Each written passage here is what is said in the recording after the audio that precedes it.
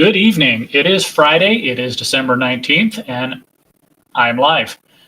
My name is Brian Almon, editor of the Gem State Chronicle, and a lot of other hats that I wear. But that's how I'm coming to you today for the Gem State Report. I'm still working it out, but this is intended to be a weekly news program, Friday evenings, telling you what's been going on this week in the world of Idaho politics as we get closer to the 2026 legislative session. Probably going to take next week off. It's December 26th, the day after Christmas.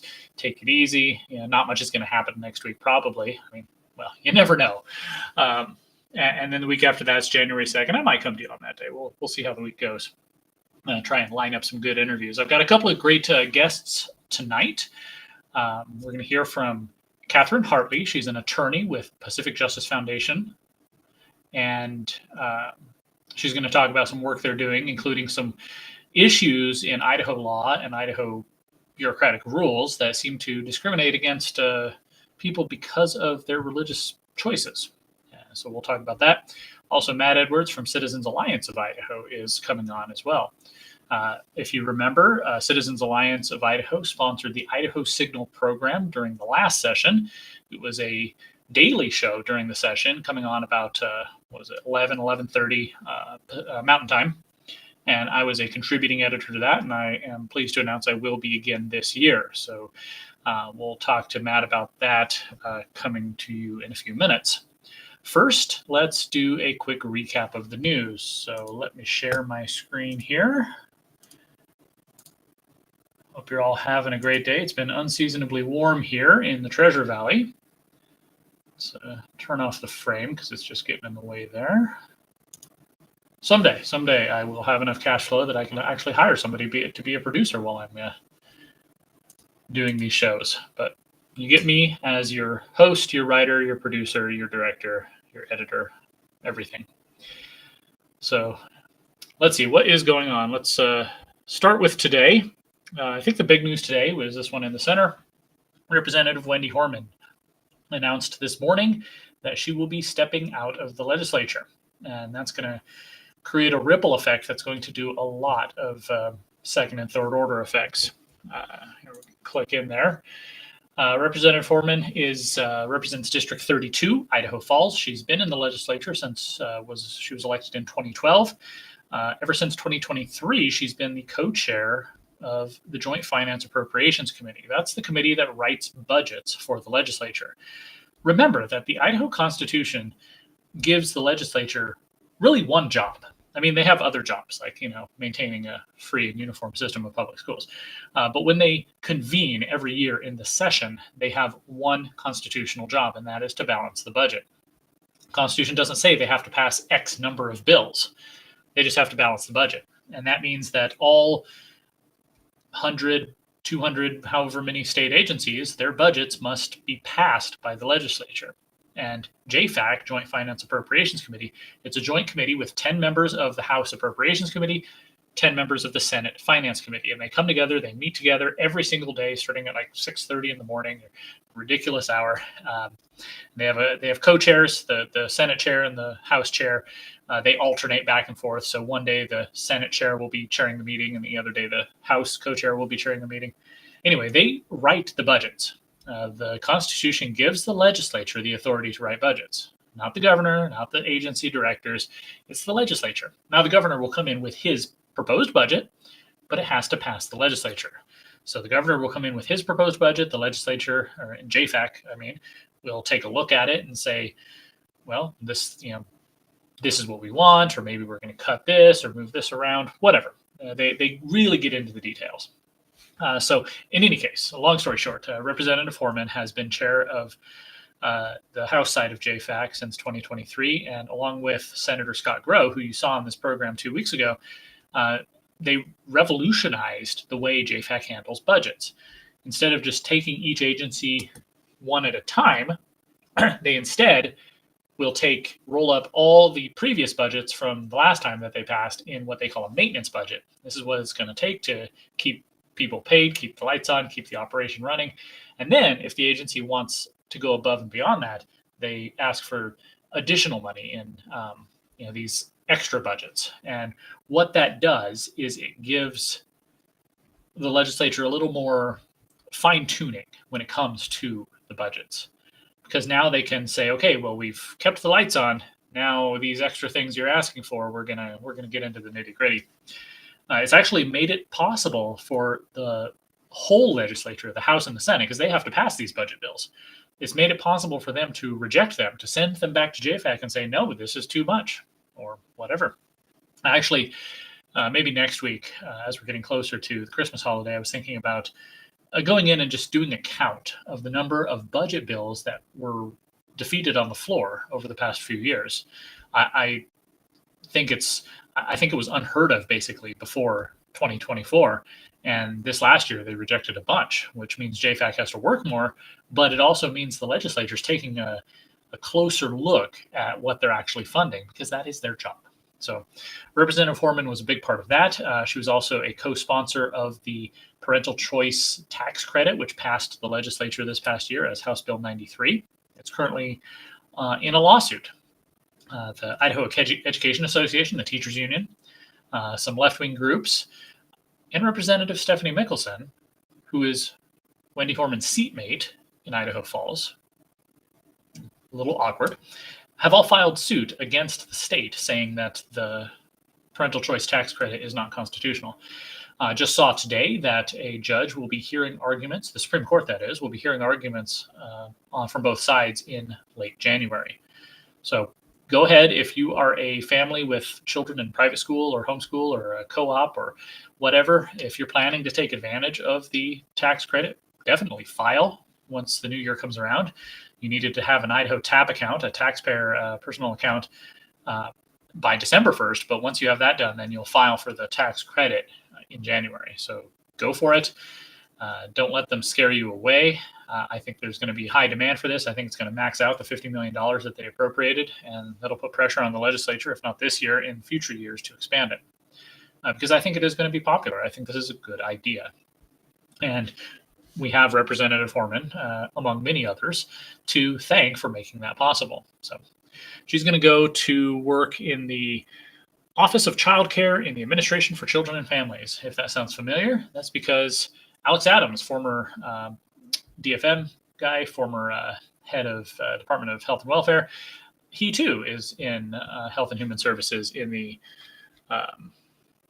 he's the Assistant Secretary for Family Support in Health and Human Services. So RFK Jr. has now stolen two of Idaho's top people, I would say, to work under him. And I don't know, will this be the last? We'll see. But in any case, this leaves some big shoes to fill. To fill Representative Horman's seat, the Legislative District 32 Republican Central Committee will meet and nominate 3 names, and they'll send those names to the governor, and the governor will pick one. And that person will become the new representative for District 32. However, at an even higher level, House Speaker Mike Moyle now has to choose the new chair of the House Appropriations Committee, who will be co-chair of JFAC. And goodness, I was just looking back. There's been several resignations this year. Representative Horman is the fourth, but the third Republican. Kevin Andrus, who was the chair of the House Agricultural Committee, stepped away to take a federal position in the U.S. Department of Agriculture, and so he stepped down, and he was replaced in his seat over in District 35.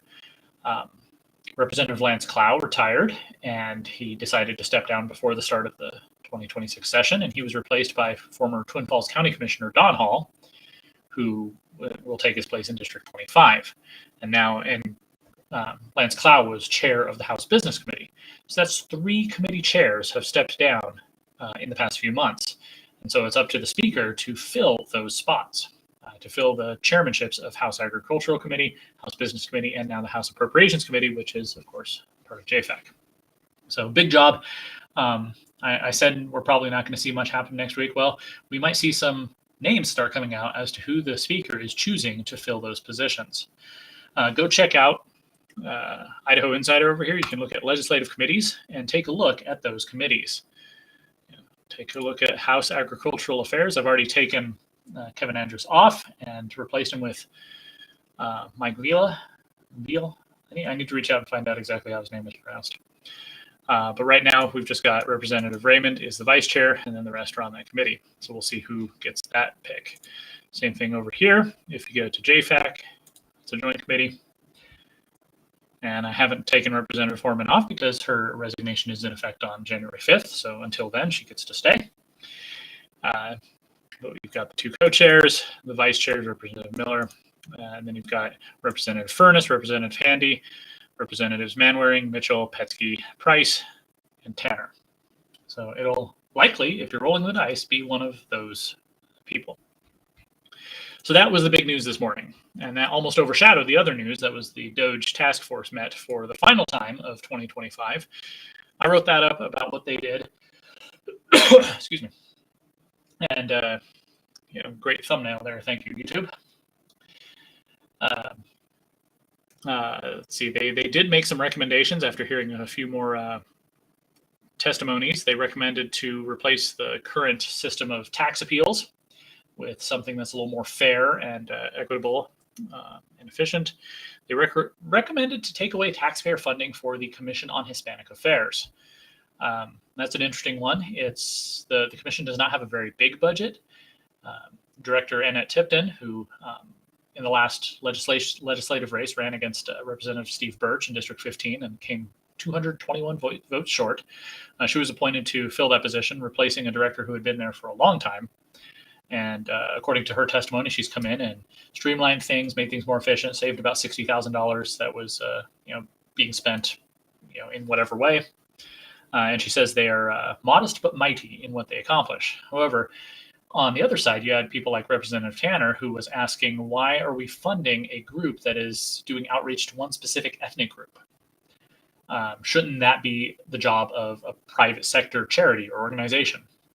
And so, there was a little bit of a back and forth there on that. And the task force did vote to explore ways to remove the taxpayer funding for the commission, but allow it to remain in place. So it'll be interesting to see what the legislature does. Remember, the task force can only do recommendations.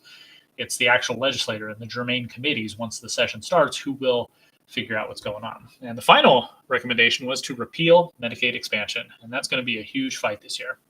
Medicaid expansion takes up a huge chunk of the budget. I had a picture in there. There you go. Let me zoom in for you there. Expansion by the numbers.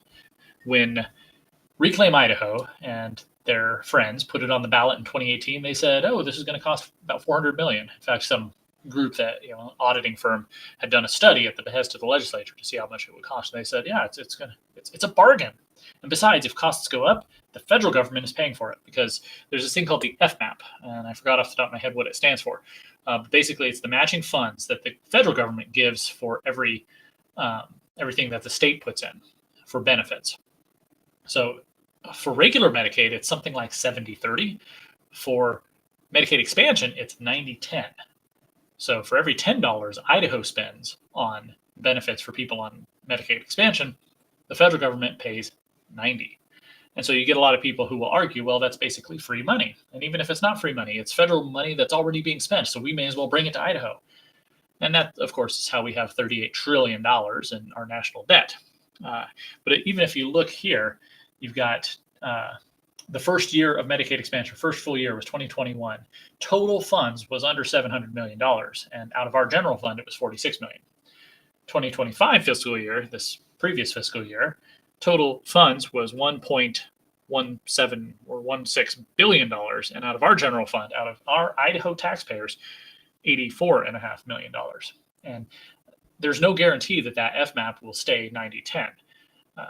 The Trump administration could look at changing it because they're looking at their own fiscal problem.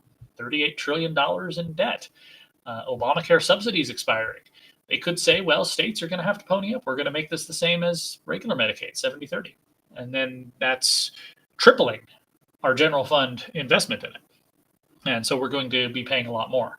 This is a budget buster. This is a fiscal cliff.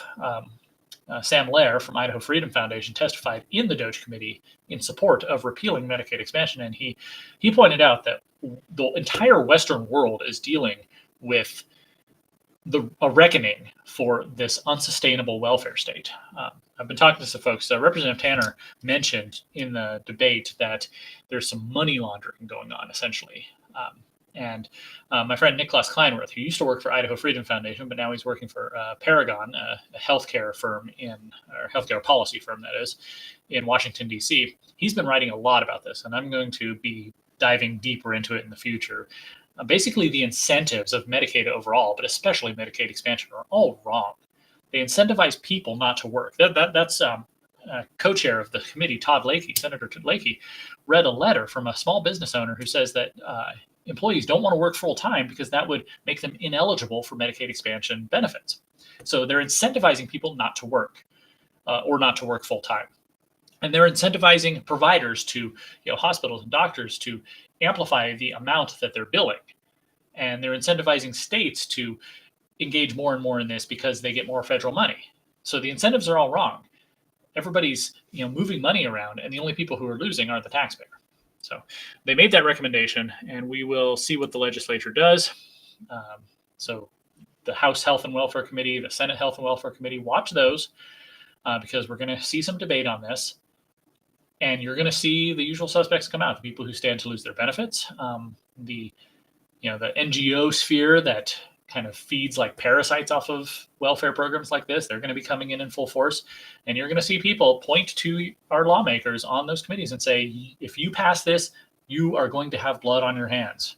I'm not exaggerating. They actually said that last year during a hearing on a bill that wasn't even going to repeal Medicaid expansion. So it's going to get crazy, but I think it needs to be done. So that was today. One more story before I get to an interview that I want to cover. Well, I guess two more. Check these out. These are, the first one here, the end of literacy, is a very long article. I've been thinking about how you teach reading.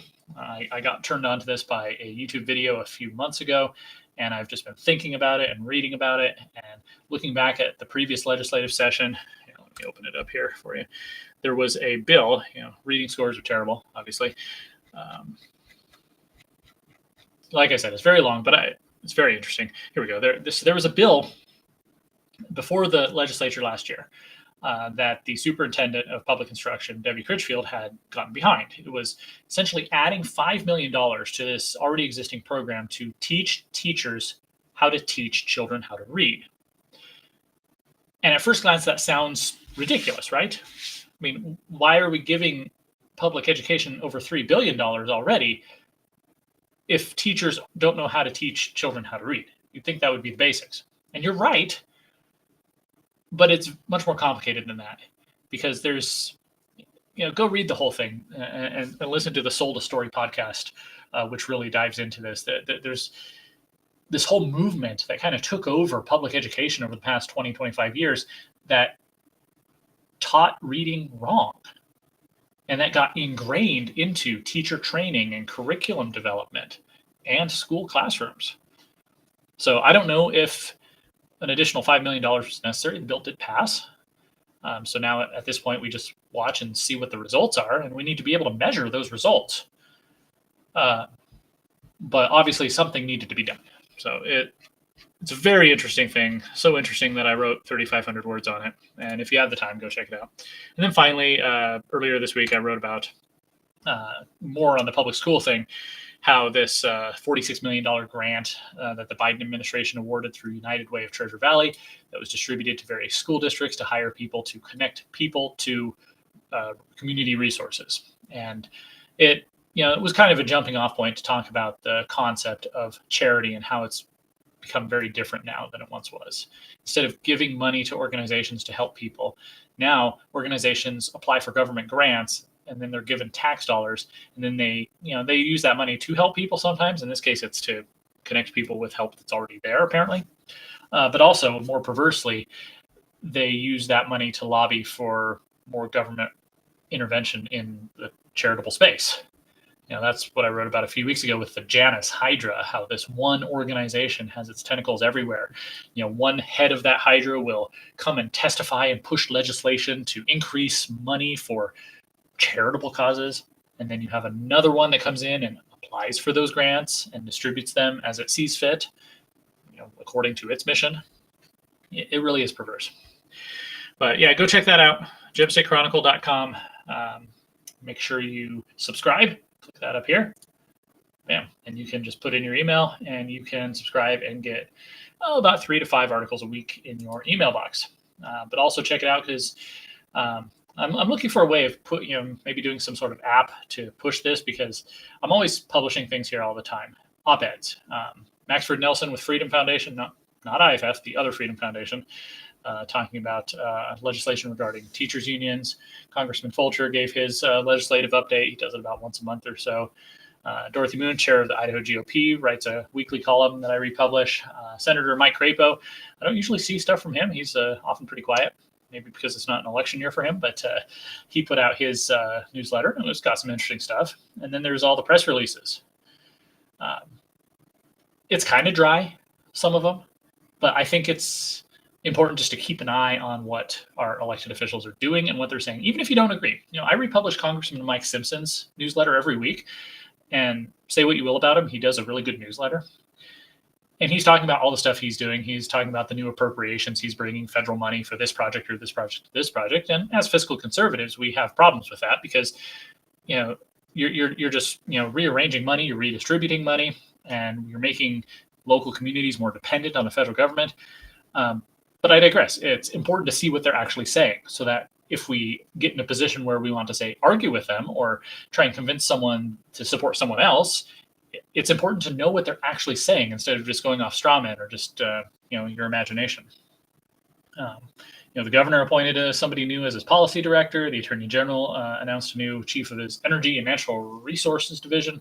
Did you know the attorney general's office has the most staff of any of the 7 constitutional officers? It's huge. Attorney General issued a statement against President Trump's rescheduling of marijuana. Senator Risch got a couple of his bills signed. The Idaho Board of Education unveiled new branding, which I don't have a high quality version of it yet, so I'm still using the old branding for the thumbnail. Anyway, it's interesting stuff. And then down here you can see what some of the other conservative leaning news outlets are doing. Observer News Group out in Pocatello, Kootenai Journal up in Coeur d'Alene, and Local Yokel always has some interesting stuff as well. So go check that out, gemstatechronicle.com. All right, stay tuned. In just a moment, I will bring you an interview with Kate Hartley about some legal stuff that's happening. Money Metals is not only a great local business right here in Eagle, it is arguably the premier precious metals dealer and depository in the country. With a vault twice the size of Fort Knox, Money Metals is your source for gold, silver, and any other precious metal that holds value as our dollar continues its decline. Visit moneymetals.com to learn more, place an order, or check out their articles and podcasts on the concept of sound money. Thank you, Money Metals, for supporting the Gem State Chronicle. It's my pleasure to be joined by Kate Hartley, an attorney with the Pacific Justice Institute, to talk about some cases that are going on right now, as well as some larger legislative issues. Kate, thanks for joining me. Thanks for having me, Brian. I appreciate it. Well, first of all, before we get into the details, can you tell us about yourself and what you do? Absolutely, yeah. So as you said, I'm an attorney based in Coeur d'Alene, so I'm up in North Idaho, and I work for a group called Pacific Justice Institute, and we primarily litigate in the areas of religious liberty and parental rights. And so we have cases all over the country, but my focus is right here in Idaho, where I reside. And we have many cases pending all over the country, including here in Idaho. So one of those cases, you brought to my attention recently, involves regulation and homeschooling, and maybe a hint of latent bigotry. I don't know. I guess that's in the eye of the beholder. Tell us about that case. Yeah, so we represent a woman. Her name is Heather Jones, and she's from up here in North Idaho. And she graduated from a homeschool program provided by her parents. And she actually graduated years ago, about 10 years ago, from a homeschool program provided by her parents. And her family complied with Idaho state law in giving this program. They provided her transcripts. They provided her diploma when she completed the program. And specifically for this family, their decision to homeschool was deeply religious. And so they were prompted by their faith to homeschool in the first place, and obviously also incorporated faith-based teachings into their curriculum and into her program. And so 10 years go by. Ms. Jones is a successful entrepreneur, and she wants to become a real estate agent and obtain a state real estate license from the state of Idaho. And so she goes through the education required to do that, takes the testing, and goes to apply, and is ultimately denied a license because she graduated from a homeschool program. And so she appealed that decision and was still not granted a license. And so got a hold of us, and ultimately we very recently filed a federal case stating that this decision by the state licensing agency violates her free exercise of religion rights, as the decision to homeschool was deeply rooted in religion and in her faith. And this is a huge burden placed on religious families who require homeschooling as part of their faith, to ultimately not be allowed to obtain a state benefit in state licensure because of that decision. Now, what in Idaho law makes it so that they have the ability to deny somebody for homeschooling? Homeschooling's been legal here for a long time. It's, very protected and appreciated. How are they getting away with that? It's a very good question, Brian. As you said, Idaho has fantastic homeschooling laws, and everything that this family in particular did, was in compliance with that. Idaho code, says that, one can educate their children at home, and all the way through, and that is recognized in our state code as a valid graduation of schooling. And so what the problem is that the licensing agency is saying that, well, but you still didn't meet the requirements that we have for licensure, which say that you have to, graduate from a quote accredited school and in order to obtain a license. And what the disconnect seems to be is that Ms. Jones did that according to state law. And so they're having trouble connecting, our homeschooling laws with the licensure laws that state that an applicant must have graduated from an accredited school. In Idaho, a homeschool program is equivalent to graduating from an accredited school. So that's the problem, our client is facing. I have no doubt there are others in the state who have faced similar issues. And this is a really important issue. There's a lot of homeschool families, as you know, in our state who either have or could be affected by a policy such as this. I'm just trying to imagine, I graduated quite a long time ago. And I went to a public school, but I'm imagining if I'm applying for a license or a job somewhere and they say that I can't have it because I didn't take one specific class in my high school tenure, it seems irrelevant to me whether or not she got a homeschool diploma or a public school diploma or a private school diploma. Can she do the job? Does she meet the requirements? Exactly, and specific to this woman, she's already had, she's been successful already. She's proven to be successful in running businesses and being an entrepreneur after her graduation from her homeschool program up till the present. And so, and as you said, it's irrelevant at this point what may or may not have been included even in her homeschool program to begin with. And it's a shame that it's being looked at in that way. These agencies are designed to protect the consumer and protect the public, and we don't see any logical connection to denying her license as a means to protect the public. Yes, apparently you have to worry about if your real estate agent who is selling your house or buying your house was homeschooled. Exactly. Yes. Even if you've gone through the real estate education, passed the exam, that, should be telling, right, that you are equipped to do that job, and that should be the end of the story. But unfortunately, for Miss Jones, it's not the end of the story. So you said you filed this in federal court. Can you explain why you went to federal court as opposed to a state court? I will. So specific to her case, and I realize this is not true of everyone who could be affected by a situation like this. This decision for Ms. Jones and her family at the time was a religious one. And so we are claiming that, this is a substantial burden on a religious family like this one deciding to homeschool. And so that leads us to the First Amendment, which protects, the free exercise of religion and the ability for families to make decisions such as this. And so that's why we have filed in federal court. So it's a First Amendment claim under the federal Constitution. Is there a way that Ms. Jones could, rectify it, maybe by getting a GED?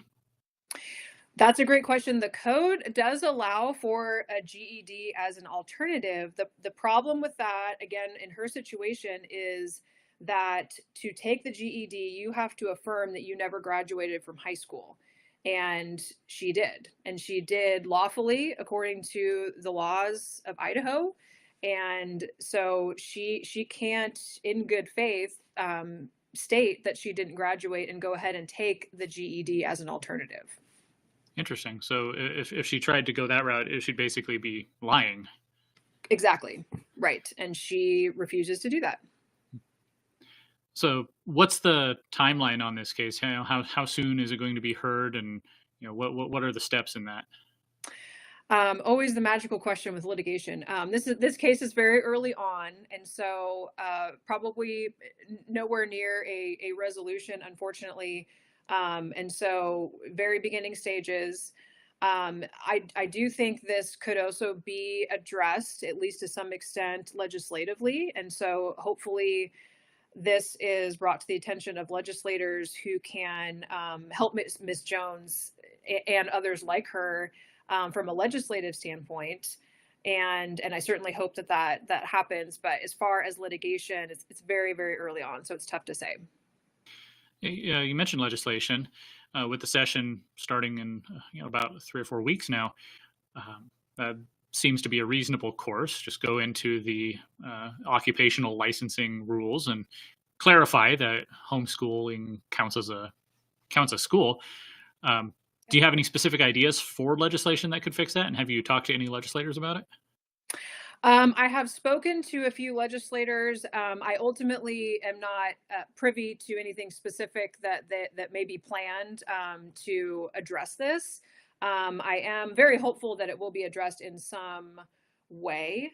But yes, we need to rectify and officially recognize within the licensing statutes that a homeschool graduate that has a homeschool diploma and a homeschool transcript is considered equivalent to graduating from an accredited school, and it should be as simple as that.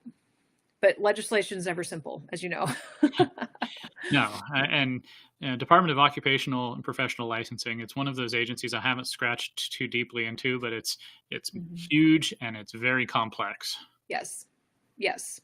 Now, this case and this discussion is taking place in the context of kind of a larger discussion about, church and state, religious institutions. There was a case. I don't know if your organization was part of it, where a religious organization was using a school, I think it was, and mm-hmm. they were kicked out because they didn't want to allow a religious organization to do it. I should have looked that up before we started here. But yeah, this discussion and debate is going on all over the place, and with the new parental choice tax credit, that's added yet one more part to it, because people can take the tax credit for reimbursement of expenses for religious private schools or religious instruction, as long as it meets all the other requirements. But then there's this big thing in our Constitution, the Blaine Amendment, that people always point to, saying that, no, you can't do that.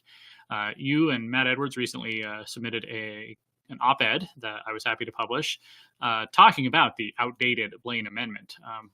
Tell us what it's all about and what should be done. Yeah, Brian, thank you for highlighting this problem that we have in our state constitution. And the case you're referring to, I believe, is Truth Family Bible Church, who we did represent in federal court, who, yes, they were a church meeting in a public school facility and had their lease with the school terminated because the school was about to receive bond funding to expand their facilities.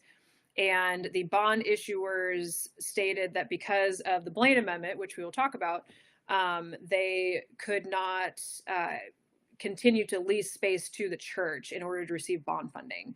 And so thankfully that case is resolved, and the judge that heard the case was in agreement that that was violative of the church's First Amendment rights. And so what is this Blaine Amendment and why is it being used? It's part of many different state constitutions, Idaho included, of course, and it essentially forbids public funding from going to a church or a religious entity. And the history of it goes back to the late 1800s and is rooted in preventing monies from going specifically to Catholics. And even more specifically to fund Catholic schools for the most part. And so it's very clearly rooted in anti-Catholic bigotry, and unfortunately has been utilized, since that time against many different faiths, primarily against people of the Christian faith, but truly from all faiths since that time. And it's very problematic, and it resulted in quite a bit of litigation over the years out of numerous different states, including ours, when government entities utilize this Blaine Amendment to discriminate against churches, against religious groups, religious individuals, from state benefits that they would otherwise be qualified for. And they're saying, because of this Blaine Amendment, we are going to disqualify you from receiving that benefit. And so it's a problem everywhere in the country, including our state. And it's time to repeal this part of our state constitution. From my view, especially because if it's repealed, then no one is trying to lean on it to discriminate. If nothing else, it removes the confusion of, well, this is part of the law that we're supposed to follow. Again, these agencies or individuals, municipalities, whoever it is, are tasked with following state and federal law. And if that is part of state law or our state constitution, it creates confusion. And fundamentally, these Blaine Amendments are in conflict with the First Amendment religion clauses, the Free Exercise Clause and the Establishment Clause. And it's time to get our legislature on board with repealing this. I've got a few questions about that came up as I was listening. First, isn't it already unconstitutional? Wasn't there a Supreme Court case a few years ago that said that if public money is going to some organizations, then they can't discriminate against religious organizations from receiving the same funds if they otherwise qualify? Correct. There's actually numerous Supreme Court cases that have said that, and unfortunately it continues to happen. I think the government entities try to get around that, saying, well, this is a slightly different context than what the Supreme Court addressed. And so therefore we can go ahead and continue to use the Blaine Amendment. And so unfortunately, that's what we've seen. The Supreme Court time and time again has been taking these cases and admonishing the government entity for using the Blaine Amendment to discriminate. Second question, I've already seen people using the Blaine Amendment as an excuse to go after the parental choice tax credit. I think that's even part of the lawsuit that was filed. However, I haven't seen anybody complain about the launch grant, which is kind of it's actually they use the term vouchers for the tax credit because they know people don't like the word voucher. But if anything's a voucher, it's the launch grant, because it's money that students can then apply to a school or a trade school or on the job training.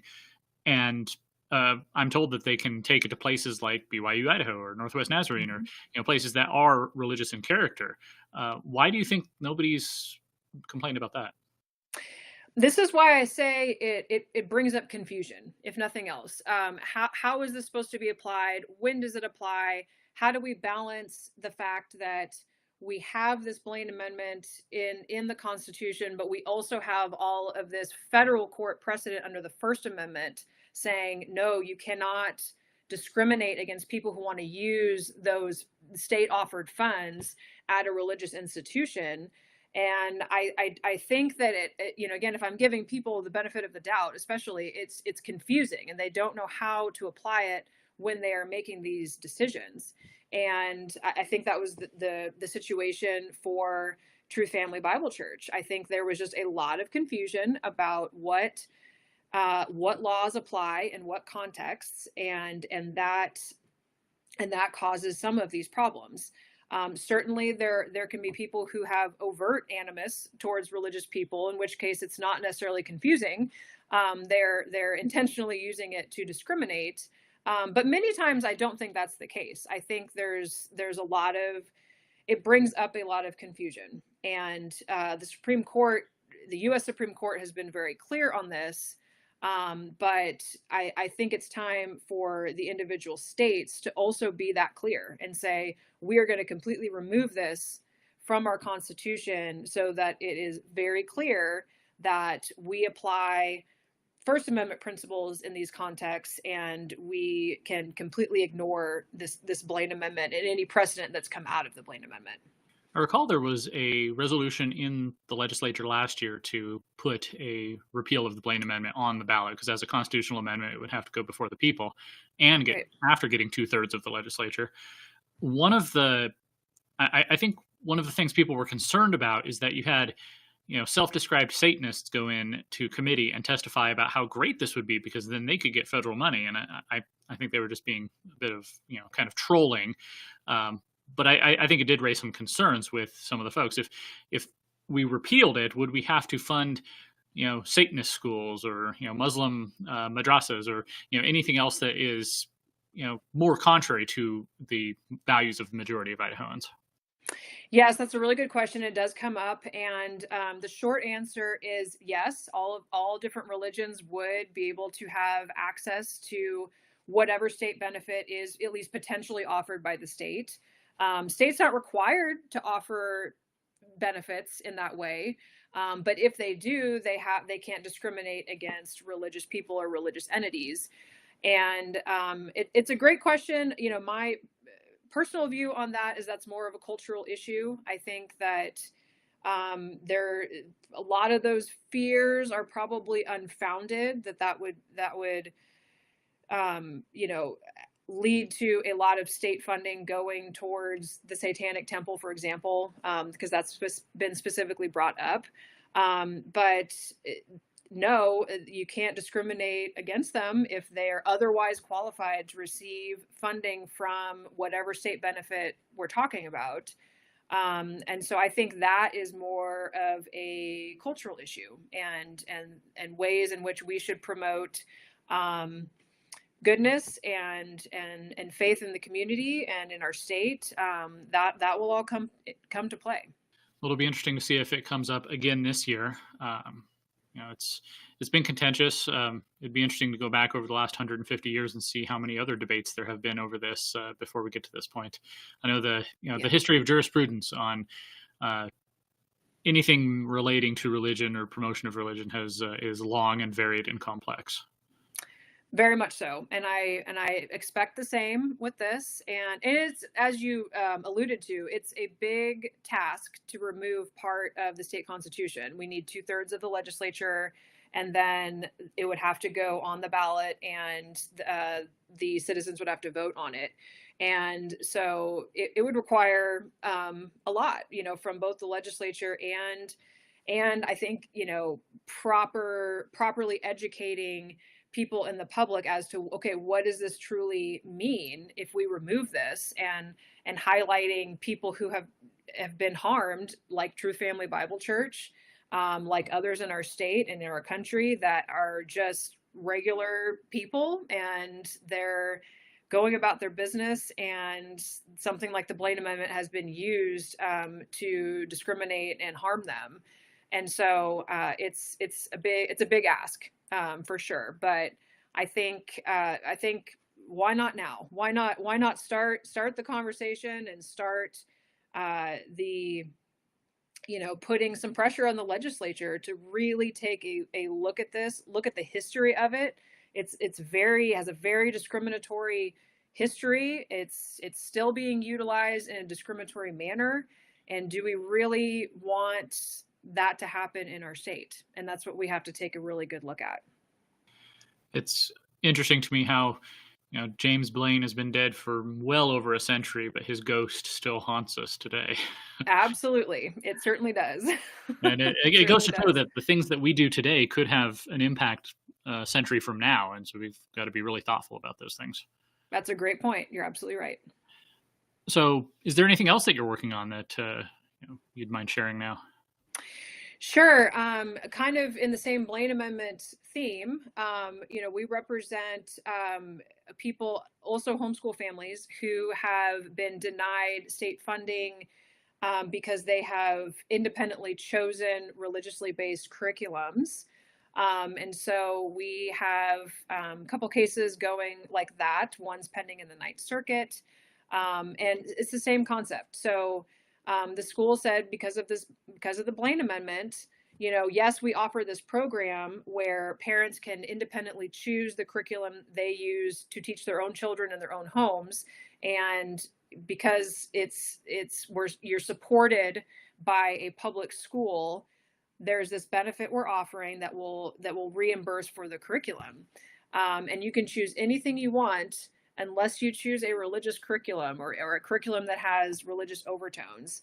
And again, using that Blaine Amendment as the reasoning behind that. So once again, Blaine Amendment's harming every day people in Idaho who are just trying to homeschool their kids. But they are people of faith, and that's important when they're homeschooling, educating their kids. And yeah, we've got lots of cases, Brian, in the Title VII realm, which is employment discrimination. We've had a lot of cases that are, I would say, starting to wrap up from the COVID era of people being fired for refusing some of the COVID mandates, vaccine mandates. So we've got a lot of those cases going on, and lots of religious liberty cases. That seems to be one of the big issues of the day. I don't know, I was thinking from a very, very high, 1,000,000-foot level. Sure, Christianity, Islam, Judaism, Hinduism, those are, what we think of when we think of religions. But if you substitute the word worldview for religion, you have a situation where the government is saying, your worldview that says, there's a God and he has opinions on how mankind should act, that's religion and you can't have that. But our worldview that says, whatever you're learning in public schools, a lot of crazy stuff, well, that's just normal. And that's what your children must get. It's, I don't know, maybe we're thinking about it the wrong way. Exactly. I mean, and how can you be totally neutral? How you have to pick. I think that, can anyone be truly neutral? I mean, and that's what is great about our country and our state, is that we get to make those individual decisions for ourselves, for our families, for our kids. And it's interesting how that happens, and substitute worldview in there and you get a different answer. Well, Kate Hartley, Pacific Justice Institute, thank you for your time. Good luck with the case, and have a Merry Christmas. Thanks, Brian. I appreciate you having me. Merry Christmas to you.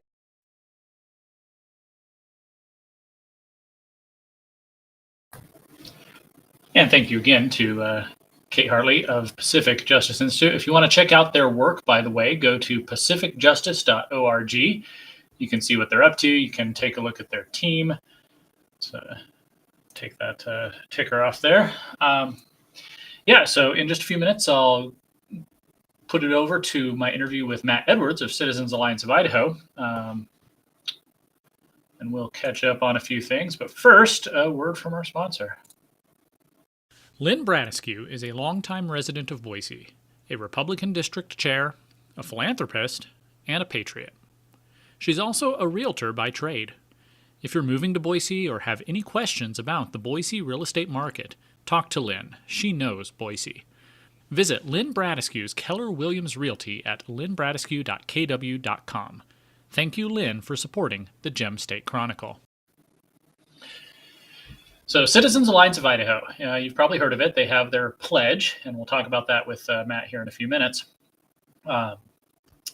So there's a guy named Cliff Maloney, and he started an organization called Citizens Alliance. And they decided to,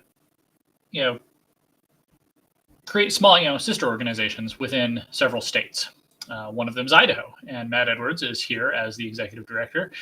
He lives up in North Idaho. His family's here.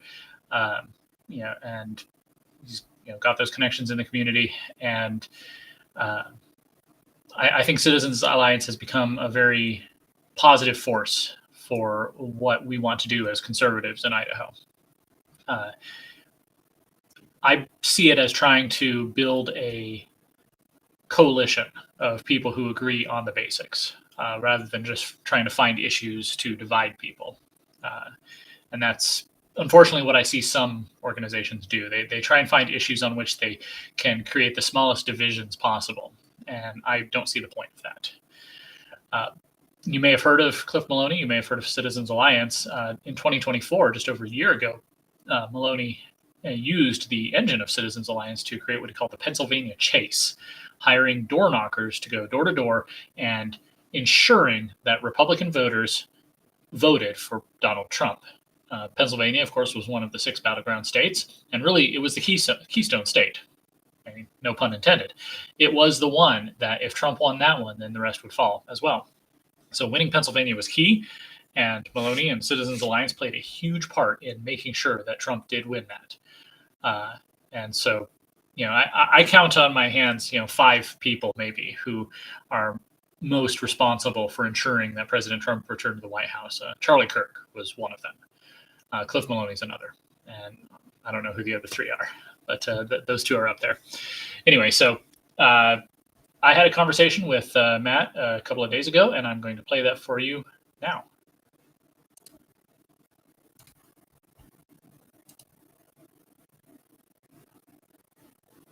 Matt Edwards, Executive Director of Citizens Alliance of Idaho and its Idaho Signal program, is joining me today. Thank you, Matt, for your time. Yeah, thanks, Brian. I appreciate you being here with you. So it's a little bit of the inverse. Come the session, I'll be on your show, but so I'm happy to have you on my show here before we get started. Can you tell folks, who you are, what you do, how you got to where you are? Yeah, well, this is a little bit different since normally I'm asking you the questions when you're getting your expertise on stuff. So, but I appreciate you having me here. You've got a great outlet and a lot of great readers and viewers out there. So if you don't know who I am, my name is Matt Edwards, and I'm Executive Director of Citizens Alliance of Idaho. It's a 501c4 legislator accountability project. So our entire operation is based on what we call the pledge, and the pledge is a set of 10 statements that we ask legislators to sign. And it's kind of just your basic boilerplate constitutional, conservative issues dealing with topics and things that happen throughout our state. And we're basically just asking legislators to sign the pledge because, as you may or may not agree, all legislators, when they get elected, they swear an oath to the Constitution. And I think probably in the last 50, 70 years, that looks a lot different. The opinions on how to read the Constitution than there are today. You have you have both Republicans and Democrats swearing the same oath to the same Constitution, but it tells you nothing about their values. And so the pledge is designed to really get at the heart of what people believe, what they will vote for, what they will vote against. And like I said, if you swear to uphold the Constitution, yet you're reading the First Amendment differently, or the Second Amendment, or anything else, throughout the entire Constitution of both the state and the federal, there's widely different opinions on how to interpret that, and a lot of those things get, of course, settled in the court system. But rather than wait all that time to figure out if this person is how they will interpret it, let's just ask them their values. So I'm pleased to say that as of just this week, we now have 42 out of the 105 sitting legislators who have signed our pledge and are currently in good standing with the pledge. So you mentioned good standing with the pledge. What exactly does that mean? Oh, so there's a lot of, we have to hold these people accountable, right? They sign a pledge. You've got hundreds and hundreds of bills that come through the legislature each year. And so we read every single one, and we look at it and say, okay, does this bill have anything to do with the pledge? Is this bill about free speech? One of the planks of the pledge deals with free speech. Okay, well then let's look at the bill and decide whether or not it violates the First Amendment or it supports the First Amendment, or maybe it's neutral. That stuff happens. And so just like a lot of other accountability organizations out there, we look at the bills, we rate the bills, and then we have a system, a metric, where we take all the bills that apply to the pledge and determine whether or not someone is in good standing or in bad standing with the pledge. We don't publish a number. We don't publish a hard percentage of how someone did. We just kind of look at the spirit of their voting record. And we give leeway for practical votes, for personal reasons, for things that happen to do with their district. But as long as somebody is steering in the right direction with what they've signed for on the pledge, then we consider them in good standing, and we champion their efforts. We hope they continue to move forward. And we kind of try to build a coalition that brings in more pledge signers, people that are maybe sitting on the couch wondering whether or not they should run. They can see that, look, there's a bunch of people in this particular body of politic who is going in the right direction when it comes to their values. And so maybe they want to join them. And the other thing that it tells us is that those who either A, refuse to sign the pledge because either they just disagree with the values within, or they're just kind of wishy-washy, or they know they don't vote the right way and they just don't want to get in the middle of it, they're in bad standing. Or if they just continue to violate the pledge by voting against what they promised they would vote for, they're considered in bad standing. And that's where we get to hold them accountable and signal to their constituents, to the folks that live in their district, that, hey, if you agree with us on these values and how important they are, then we want to let you know that your legislator isn't living up to that promise, or they refuse to sign the pledge, and this might be a concern to you. So it's just simply about educating the public on where they stand. There is a middle area, we call it the questionable standing, because we don't want just one vote to put you over the top into good or into bad. So there's this kind of a little bit of a wiggle room in the middle, these little squishy types that we try and get back up into the green. So it's green, yellow, and red is the old stoplight thing, where green is good and red is bad. You said hold the elected officials accountable to the pledge and to their voters. How do you go about doing that? Well, like I said, a lot of it's just educating the voters throughout the year. We'll do a lot of, we'll put out our newsletters. We'll put out things specifically within their district, either via social media, radio, television. They call it OTT, when you're watching your Roku or your Google Fire Drive, whatever these things are, the ads that pop up in between that come up on your phone. And again, just education, trying to explain where these folks are on these issues. And that happens throughout the year. Then the other arm of all this is a PAC, Political Action Committee. So you've covered a lot of this yourself. And so Outside of the C4, Citizens Alliance of Idaho also has a PAC, and that PAC will do independent expenditures during election season, supporting candidates who have upheld their good standing with the pledge, and or new candidates who will sign the pledge and are taking on, quote, a bad standing legislator. And so our goal is to just simply replace bad standing legislators with good standing legislators. And that's it. So all of that independent expenditure work is done through mostly door knocking. Our organization strongly believes in the power of door knocking, and I'm completely sold on it. And we've just, in the last 2 election cycles, 22 and 24, have we believe operated the largest door knocking campaign in Idaho history, under one umbrella, one organization doing an entire door knocking campaign. We've knocked over 200 and something thousand doors in both of those elections, primary and general. Door knocking is just it's expensive, it's hard, but it is the most effective to get out your message. How often would you say that somebody who signs the pledge ends up in bad standing? Oh, that's a good question, because, and this is why I think our model works, Brian. Like when we first debuted in 2021, we were a nobody. It was the pandemic, right? We were still in the pandemic. We were still trying to figure out like who to hold accountable. Was it the federal government? Was it our city council? And this particular project, again, it dealt with the states, and the states are the most powerful. They're the ones that have the most impact on our daily lives, right? Your work covering the state is so crucial because we uncover so many things that we could just take care of in state that most people are complaining about the federal government. They want them to do it, right? I digress a little bit, but if we go back to 21 and we were asking people to sign the pledge, I think we got a total of about 18 that signed. I could be off. It could be a little bit more than that.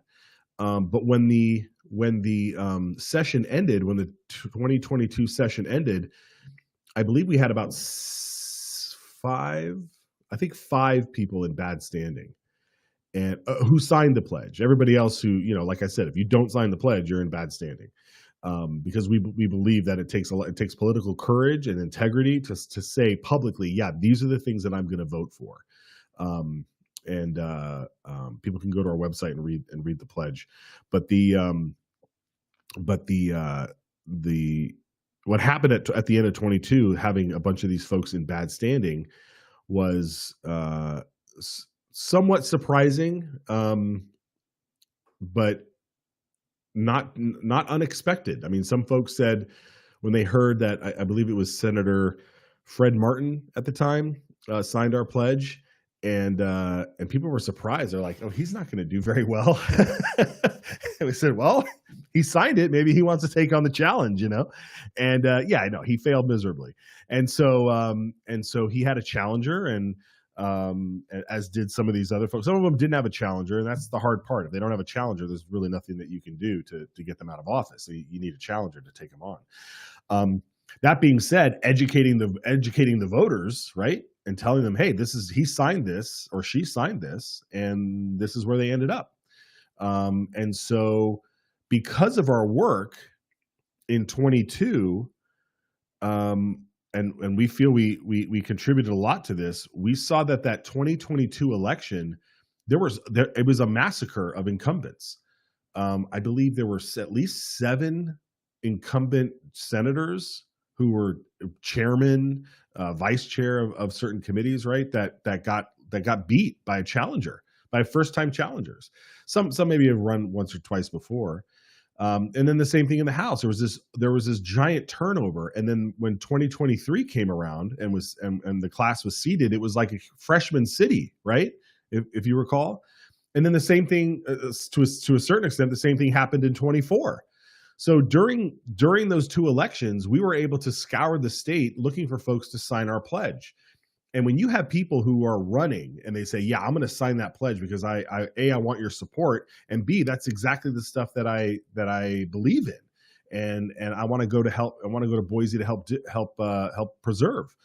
And so now we're sitting at a spot where we have 42 who have signed the pledge, a majority of them having been elected in either 2022 or 24. And they ran as a pledge signer. And so we're at a stage now where all of them are in good standing. And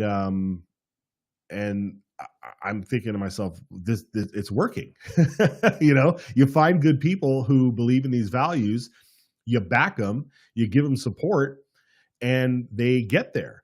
Now, a few of the ones that were elected in 22 lost their race in 24. We'll see what happens in 26.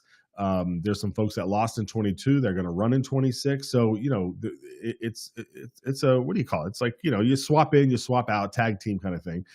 But I don't know. I mean, what do you think, Brian? Do you think we're gonna up the numbers when it comes to true conservatives in 2026? Well, I certainly hope so. That's the trouble when you're a very small group, when you're an insurgency. If there's only 5 or 10 or 15, really solid conservatives who are working together, then one, it's easy to stay united because eyes on the prize. We need to win more. We need to call out these people who are claimed to be Republican, but they're voting in a very non-Republican way.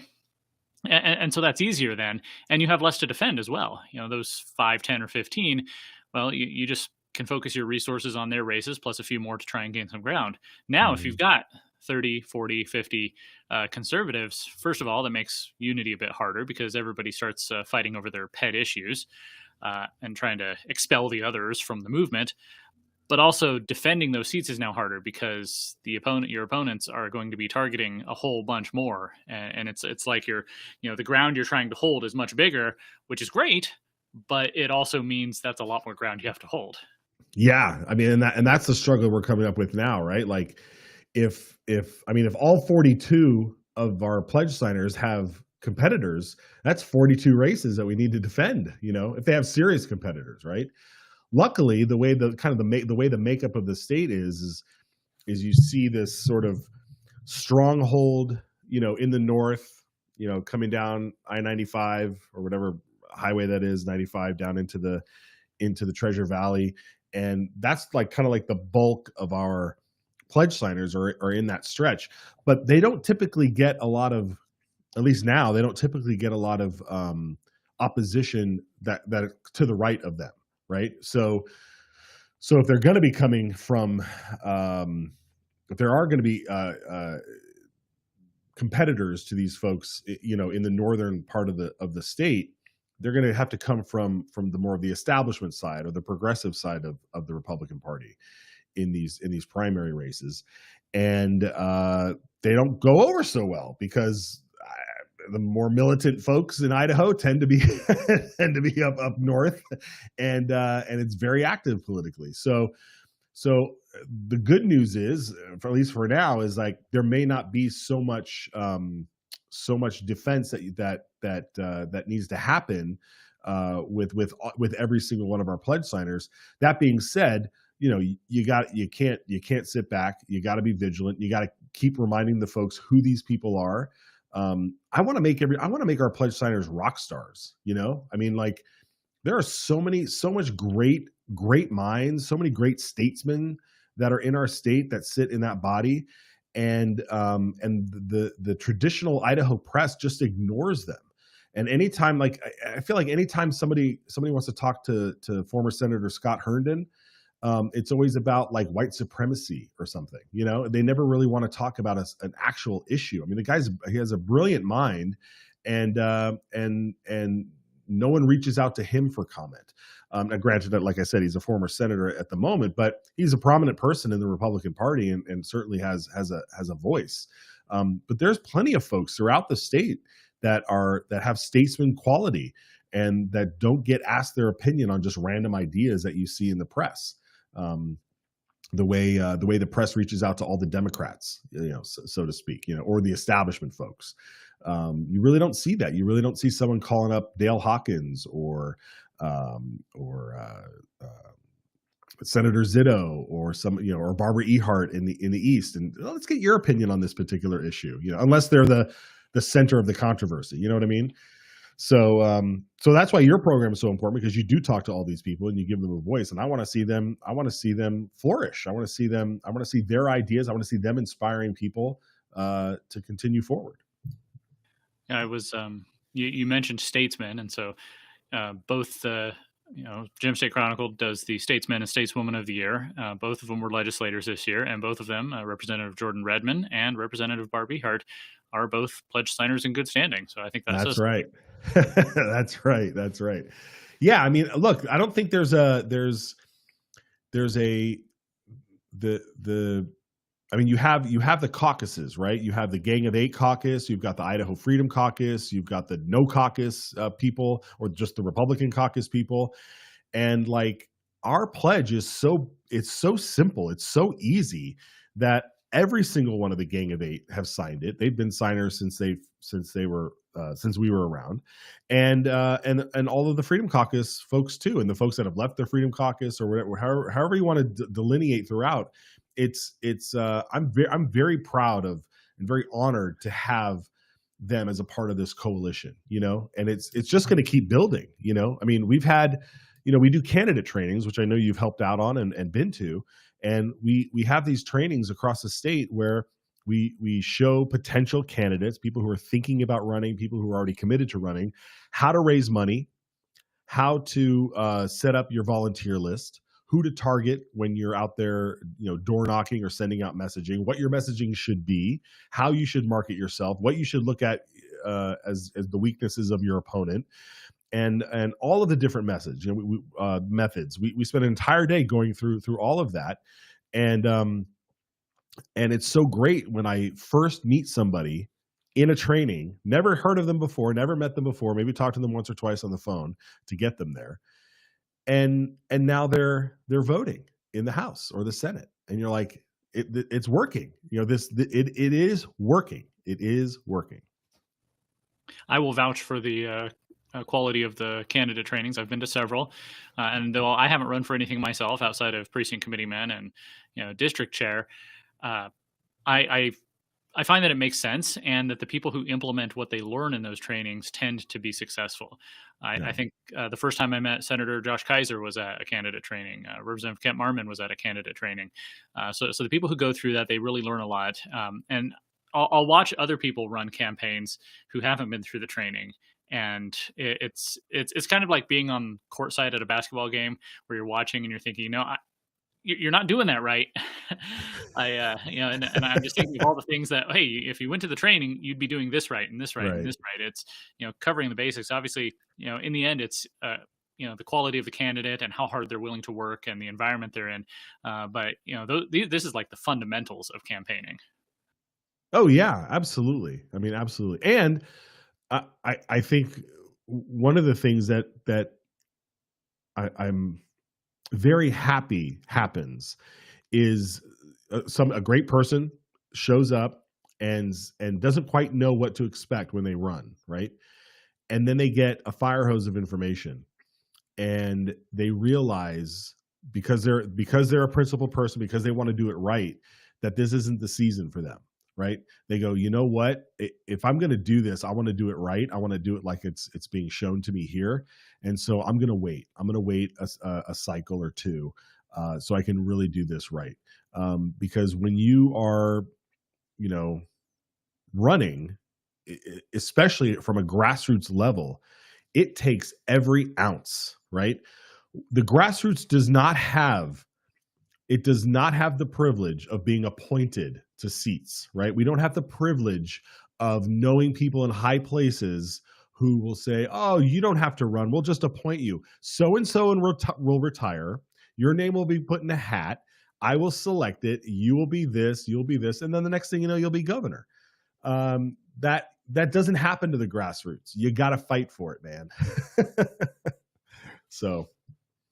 Well, I wanted to briefly ask about, I guess an elephant in the room, in that, all of this, the pledge, the candidate trainings, the C4, the PAC, critics say that it's all run from out of state. How would you explain that? What's the actual relationship to Idaho itself and to the people of Idaho? Well, I mean, I live in Idaho. I live up in North Idaho.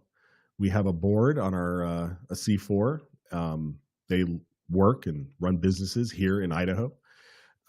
We are incorporated in Idaho, and we have hundreds of donors who donate money to us in Idaho. But we're also part of a national organization, if you will, called Citizens Alliance, and there are 3 other states that have Citizens Alliances with a pledge and do similar things that we do here. And because of that, our national organization raises money all over the country from states and cities and places that have no affiliation with Citizens Alliance. They just see what's going on, and they want to help preserve liberty in our country. And so money will get raised, and then our state will receive grants in order to help operate. So I don't know. Some people just don't get that. But all the decisions, everything that happens here in Idaho is yours truly. I mean, it's what we do. So I don't know the donors who are donating at the national level. Like I said, I get a grant to operate in Idaho, and I have, like I said, the donors that donate to us directly because we're here now, and I've met people, and so we'll do fundraisers, or we'll have a link to donate, and we'll do on Idaho Signal we'll do a call out, a shout out for support. So look, I guess you could are we in out of state? Are we in state? You be the judge. I don't know. All I know is all I do is work on Idaho. I live here. I reach out to all of our Idaho legislators, and everything we do here is affects Idaho, and that's my sole mission. Is that I remember working at Idaho Freedom Foundation a couple of years ago, and people would say that they would accuse the organization of being funded by a big out-of-state dark money. And having been in the room and seeing the lists of donors, I could say no, that's not necessarily true. It's people right here in Idaho, your friends, your neighbors. But obviously, being a C3 and also a C4, depending on how much electioneering you do, you're not necessarily going to be disclosing those donors. And a lot of those donors don't want to be disclosed because they want to just be able to give to something without being harassed. Because, if somebody got a hold of IFF's donor list or Citizens Alliance of Idaho's donor list, those people would have targets on their backs from, mainstream media, from, political activists who don't like the fact that conservatism is winning. So it's, you just got to be able to say, trust me on this, this is an Idaho thing. I guess. Yeah. I mean, like you said, we live in a time where, look, Charlie Kirk was shot right in public, and you've got this shooting at the Brown University. We're still trying to figure out what the motives are for that. I'm under no illusion that, and I'm not going to apologize for how we raise money or who's donating to us, because our cause is righteous. Our cause is truth. And I know that the people who believe in the mission of what we're doing are doing it because they believe in it. They believe in it. And it's not the right who is going around trying to dox, the ACLU donor list or the SPLC donor or whatever it is, trying to figure out who's donating to who and then showing up to their door and threatening them, right? Like that stuff happens from the left. And so I thank God for our privacy laws and our First Amendment laws that say, like, look, if you are going to be doing, educational work and advocacy work on behalf of a particular, ideology or belief system or worldview, and you're able to keep your donors private, then by all means, then keep them private. I'm public. I'm the one that's out there. I have my face out there. I have my phone number. I have my email address. You could probably figure out where I live if you did some hunting. So if you want to go after somebody, you come after me. Come after me. I put myself out there, right?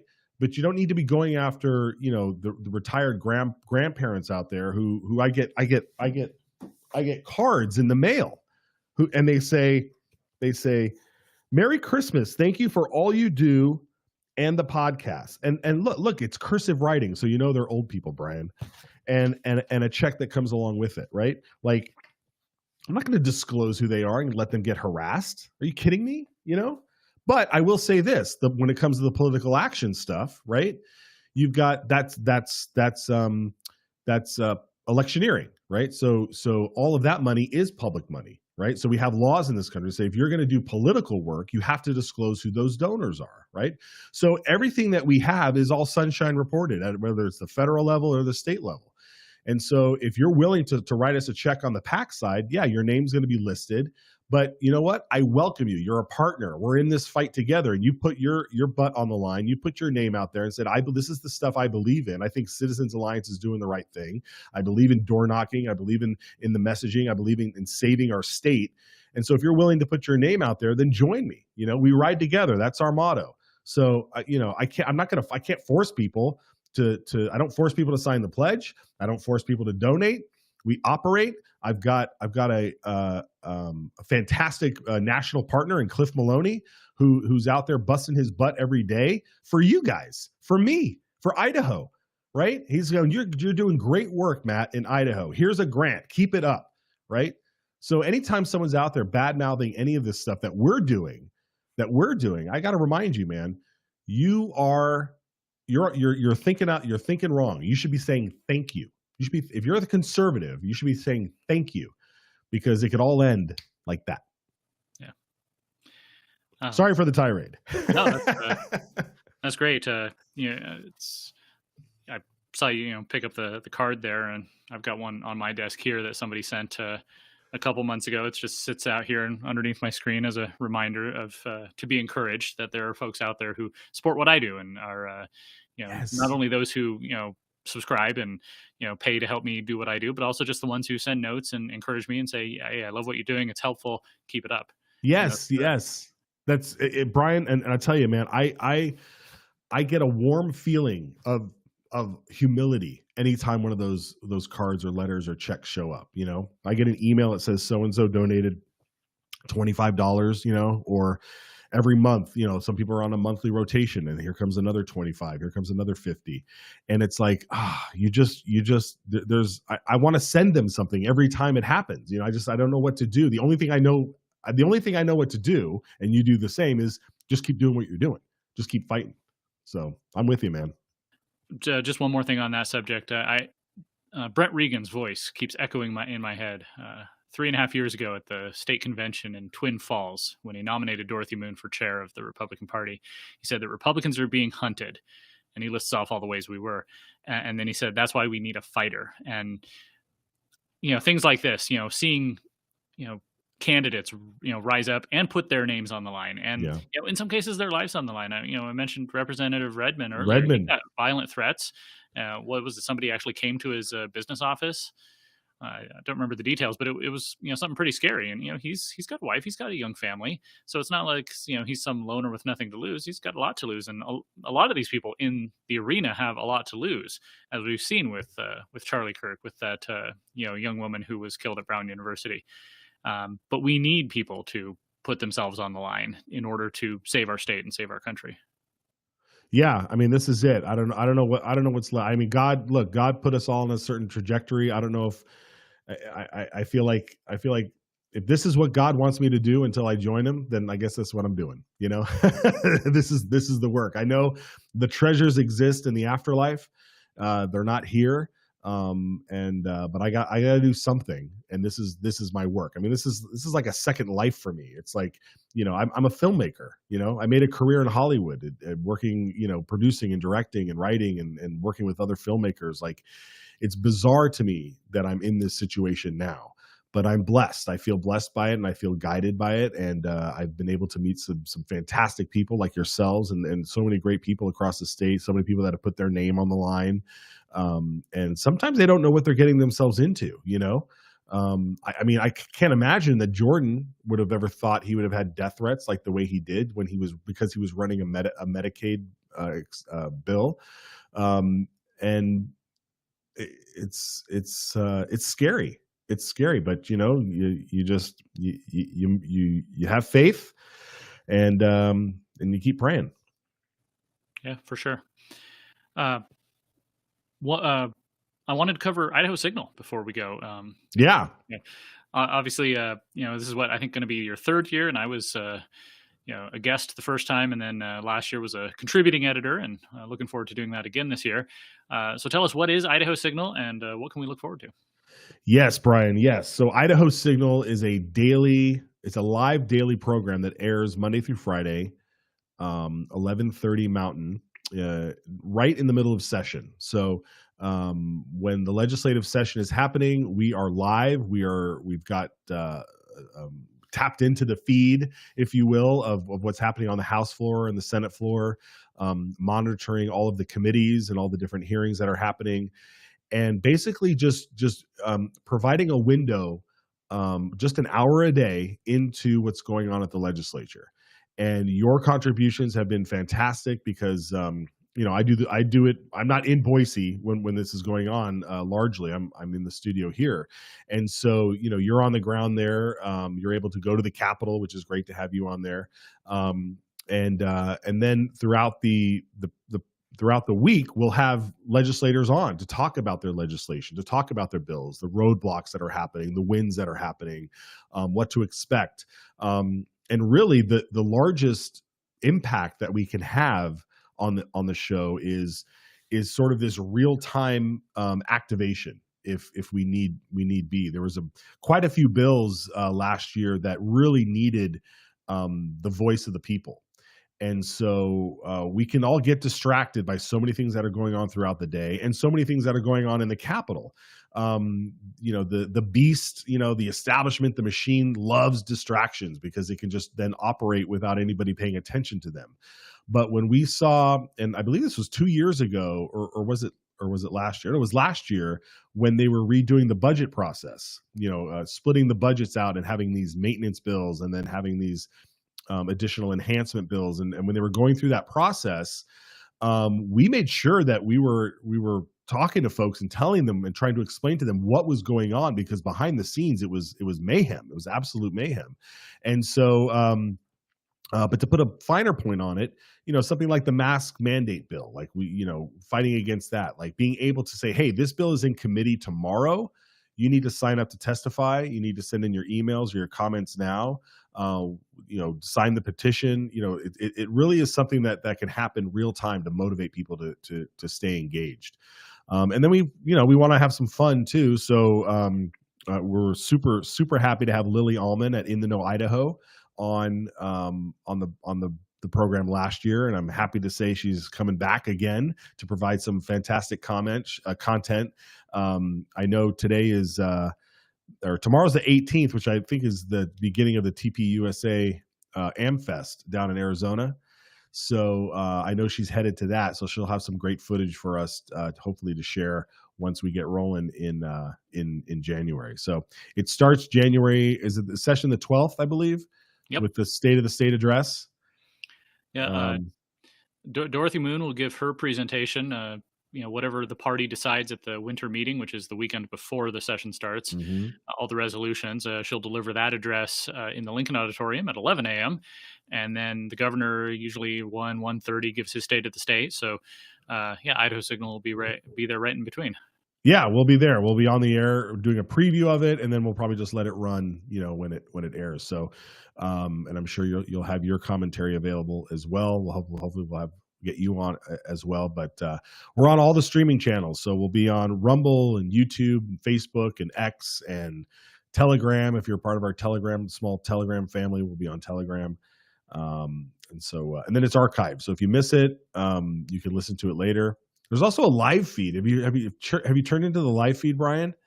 If you go to idahosignal.live, it just loops. It's like it's Idaho Signal is just looping in the back and on this like radio channel, internet radio channel. So it's pretty funny. But yeah, it's been really fun doing that. It's been really fun, and you can call in. People can call in. We show clips. It's like watching a regular news program, right? It's like, yeah, and that's actually something I've been thinking about and talking about. We've been talking about it for a couple of years now, I'd say, is how do we build a conservative media ecosystem? Because what I'm doing, what you're doing, what we're doing with Idaho Signal, what some of the other folks around the state are doing is important, but none of us quite have the resources, say, of the Idaho Statesman or the Idaho Capital Sun, which is basically a left-wing group that wants to put local newsrooms in every single state. right. They actually do some good work. They do some good comprehensive coverage of the Capitol, but it's always going to be a little slanted, of course. So You're too kind. yeah, probably. But yeah, we're trying to build something, and I think Idaho Signal is a great program. It's live. It's right there in the Capitol, at least when I'm there, and it's talks to the people who are actually doing things there, the legislators who are actually drafting legislation and carrying bills and debating them on the floor. We've had you've had lawmakers who they get off the floor and immediately turn on their phone and they're right there telling you just what happened. And it's, it's a great resource. I've heard a lot of feedback from people through over this last year saying, "Oh yeah, I loved that Idaho Signal show." Yeah, it's great. It'd be fun to do it all year round, but it's quite taxing to put on a show like that with such limited resources. But yeah, Brian, you're right, man. I hope people who watch your content and watch our content kind of can see the future here, right? Because it's like I would love to have that program and then kick it to you, for the next hour, right?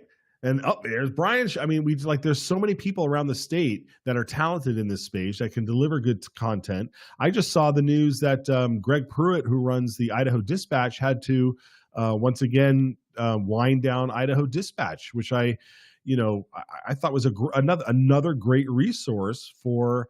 Sure, he's a conservative and he tried to present the news as unbiased as possible, and I think he did a good job. But once again, it takes money. And you can't do this without, and it's not just like people donating money. It takes a substantial amount of philanthropic type of money, right? Like George Soros and his billions and billions of dollars, he's not looking for a return on his investment when it comes to that specific thing he's funding. The return he's looking for is cultural change. And so if you want cultural change, you have to invest in these things. And it's not that expensive nowadays. I mean, what we do on par with the way our program is put together, and it could sit on any one of these, ON Newsmax channels that we do. The things that you could do out of where you are can easily be something that's contributed and part of a huge network of things. So, and the fact that we're just Idaho focused, we don't focus on national news. We just focus on what's going on in Idaho. It's so important. It's so important. What happens at the national level is so beyond that. They're so lost, Brian. It's such a lost cause. I mean, we have the House, the Senate, and the White House, and we can't get anything done. They're still fighting him. But here in our state, we are building a huge majority, a larger majority of conservatives in the House and Senate. And they read your stuff. I talk to them. We know where we're headed, and it's not going to happen like that. It's not going to happen overnight, but what it's also going to take is people that are willing to put some skin in the game, that are willing to recognize that when they complain about what they see on KTVB or KHQ or any of these networks or the Statesman or the Press, whatever it is, and they go, what can we do? Well, there's folks out there like you, there's folks like our program at Idaho Signal that are looking for ways to just beef it up and equalize the narrative. That's been our motto of the first 2 seasons of Idaho Signal. It's equalize the narrative. And that's all we're looking for, just equal ground. So I wish you the best of luck too, Brian. Yeah. And vice versa. This is one of those spaces, one of those ecosystems where I think rising tides lift all boats. Yeah. And so, I'm happy to work with you, and I'm happy to, partner with some of the other, conservative independent media throughout the state in helping amplify each other. Because, you're right. Idaho focused means it's a much smaller pool. There's no One American News. There's no America's Voice. There's no, Newsmax. Right. None of that level of networks at this level. But so if there's going to be something, I guess we just have to build it. Yeah, we just have to build it, man. And I'm thrilled when I look at our numbers and I'm like, holy cow, 200 people watched that episode. Like, that's huge. We're only a state of 2 million. But if you've got 200 people on this platform watching and 200 people over here, that's going to have an impact, and they're going to share stuff. And, people may look at our YouTube channels and stuff and go, oh, they have such a small footprint. But again, I'm not talking about the White House and Trump or what's going on in Syria or Gaza or Nigeria or anything. We're talking about what's going on in Blaine, what's going on in that county, or what's going on in Bonneville or whatever. And again, highlighting stories that the media doesn't talk about, right? I mean, we had one story come out about Representative Mickelson, the Investigate West, the Daniel Walters guy over in Washington. It had to be a Spokane outlet. Broke the news on an Idaho Republican, and then nobody else talked about it, but we're going to keep pounding away on it. Those are some of the things we're going to keep pounding away on. So, yeah. And I know there's a lot of people who, who trust me to help get that information out there. So it's a privilege and a great responsibility to be in this world. It is very responsibility. Yeah. So, Matt Edwards, thanks for your time. Is there anything else you want people to know? Where can people find you? What's coming down the pipe? Yeah, just follow me on X, True Matt Edwards, and go to our website, citizensallianceidaho.org, and that'll be your porthole into everything else we do. So that's it, man. Thanks for coming, Brian. I appreciate it. And I can't wait to ramp up Idaho Signal, get you back on ours as well. Yeah, I'm looking forward to being on there again in just a couple of weeks. But for now, thank you and have a Merry Christmas. Yeah, Merry Christmas.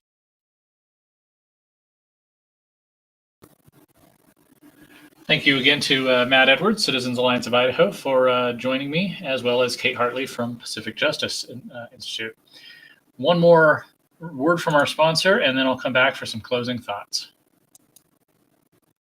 New St. Andrews College is a different kind of higher education. It harkens back to the traditions of scholarship, excellence, and devotion that colleges and universities once embraced before they discarded those things for today's woke indoctrination. New St. Andrews, right here in Moscow, Idaho, develops leaders who shape our culture by living faithfully under the lordship of Jesus Christ. Learn more at nsa.edu. Thank you, New St. Andrews, for supporting the Gem State Chronicle.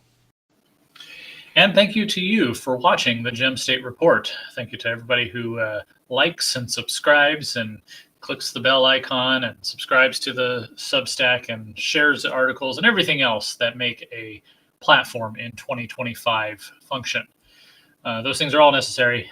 The algorithms are getting tougher these days. I was looking at my Twitter numbers, and it's pretty brutal out there. But I will keep delivering my information as I can, and I hope people will find it useful because that's really what it's all about. Remember to go to gemstatechronicle.com, not only for news and analysis, but also for tools like Idaho Insider, resources that help you be more engaged. Obviously, next week, assuming no big news breaks, we'll take it easy. But as we come out of the Christmas holiday and the new year, we will be heading right into the legislative session, and things are going to happen fast and furious. And I'll do my best to bring it to you, whether on this program, at gemstatechronicle.com, via Idaho Signal. Production of Citizens Alliance of Idaho will bring you the news there as well. It's just giving you as much information as we can to help you be better engaged. Some of the stuff I'm working on for the next few days, I showed you earlier that I was diving into some of the public school stuff with literacy education, the science of reading, all that background. I'm not going to let that drop. I've got some follow-ups ready to go on there. For example, if you've listened to the Soul to Story podcast, you know that Heinemann is the publisher for a lot of the whole language model of reading curricula, which turned out not to be so great. Well, are you wondering who in Idaho buys a lot of materials from Heinemann? Well, we'll find that out. I'm also looking at the numbers of people enrolled in the public schools. Now, I've got a graph that I've generated that I'm still doing some research on, but basically the population of Idaho goes up, public school enrollment goes up and plateaus. That's also very interesting. It has ramifications for policy and for budgets and for taxes. So I'm digging into that.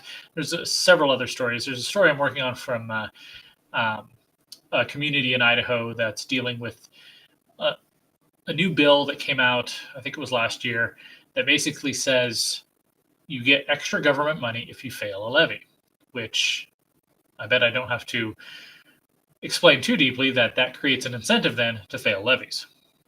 So that's also interesting.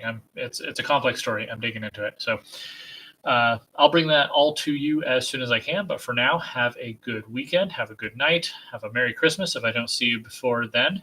And I will see you again in the new year.